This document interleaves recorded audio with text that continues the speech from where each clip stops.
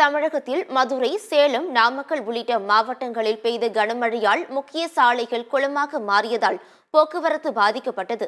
மதுரை மாவட்டத்தில் கடந்த 2 நாட்களாக கனமழை பெய்து வருகிறது. கனமழை காரணமாக தெப்பக்குளம் காமராஜர் சாலை பகுதி முழுவதும் மழை நீரில் மூழ்கியது. குளமாக மாறிய சாலைகளில் வாகனங்கள் நீரில் மூழ்கியதால் வாகன ஓட்டிகள் பாதிக்கப்பட்டனர். மதுரையில் மழைநீரில் சிக்கிய இசை கச்சேரி குழுவினரை தீயணைப்பு துறையினர் பத்திரமாக மீட்டனர். பலத்த காற்றுடன் பெய்த கனமழையால் மதுரை பைபாஸ் சாலை நேரு நகர் பகுதியில் மரம் சாய்ந்ததால் மின்கம்பிகள் அறுந்து விழுந்தன. உடனடியாக மின்சாரம் துண்டிக்கப்பட்டதால் அசம்பாவிதம் தவிர்க்கப்பட்டது. இந்நிலையில் கனமழையால் மதுரை வைகை ஆற்றில் நீர்வரத்து அதிகரித்துள்ளதால் கரையோர மக்களுக்கு வெள்ள அபாய எச்சரிக்கை விடுக்கப்பட்டுள்ளது. பொதுமக்கள் குளிக்கவோ கால்நடைகள் குளிப்பாட்டவோ வைகை ஆற்றில் இறங்க வேண்டாம் என மாவட்ட நிர்வாகம் அறிவுறுத்தியுள்ளது.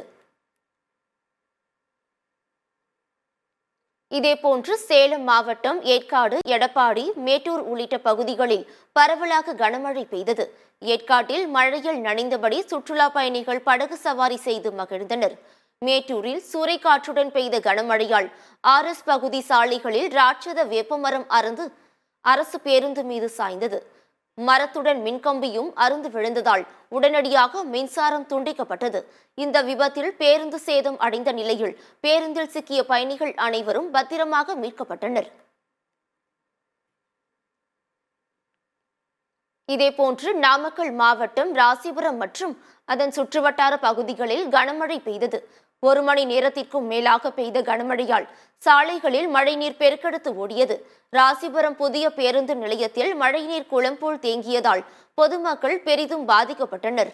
பேருந்து நிலையத்தில் இருந்து தண்ணீர் வெளியேற உடனடியாக நடவடிக்கை எடுக்க வேண்டும் என பொதுமக்கள் மற்றும் வியாபாரிகள் கோரிக்கை விடுத்துள்ளனர். சிவகங்கை மாவட்டம் மானாமதுரை மற்றும் அதன் சுற்றுவட்டார பகுதிகளிலும் மழை பெய்தது. கனமழையின் போது மாங்குளம் அருகே மேய்ச்சலுக்கு கொண்டு செல்லப்பட்ட 7 ஆடுகள் மின்னல் தாக்கி உயிரிழந்தன.